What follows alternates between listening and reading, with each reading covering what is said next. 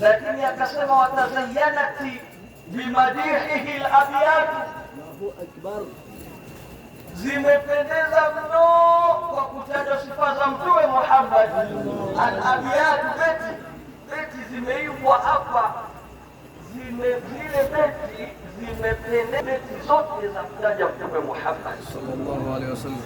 Zingekuwa zile beti za taja sijui mfalme fulani tu, asifiwe huyo mfalme, au atajwa fulani katika wale watu wa Kibongo Flava wale akina nani wale, usiwamalizie katika hii hadhara ya Mtume Muhammad, usitaje majina yao hapa, yatachafua hizi beti za Mtume Muhammad.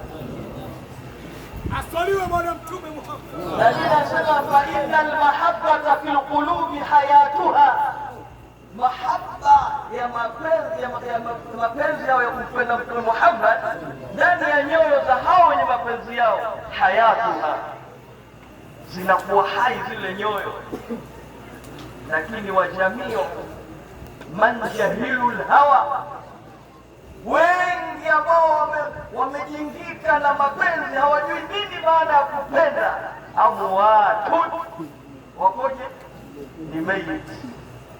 Mwenyezi Mungu atudumishe katika mapenzi ya kumpenda Mtume Muhammad.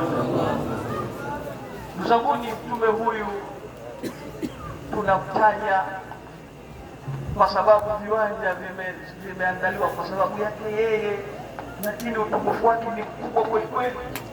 Angalia hata viumbe vidogo vidogo tu vya jajilo vinavyoishi ndani ya nyumba.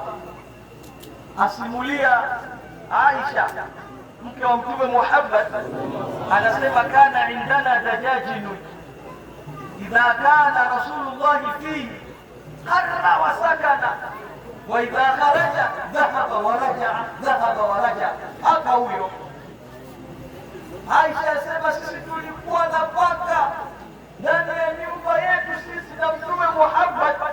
Kana indana dajajinu, tulikuwa na paka idha kana Rasulullahi fihi, Mtume akiwa ndani ya nyumba amekuja, harra wa sakana, ile paka linatulia kimya kwa heshima ya Mtume Muhammad sallallahu alayhi wasallam. Lakini idha kharaja Rasulullah, akitoka Mtume wa Mwenyezi Mungu, dhahaba wa rajaa, dhahaba wa rajaa, linakwenda linarudi. Bali la kwanza mpaka juu ya meza wanatengua misahani ya supu na nini, ghasia za paka. Lakini ghasia zote ni wakati akiwa Mtume Muhammad hayupo. Sallu ala nabii, ndio Mtume wetu Muhammad sallallahu alaihi wa alihi wasallam. Basi yeye ni shujaa kweli kweli, Mtume wetu Muhammad. Siku moja malaki swaha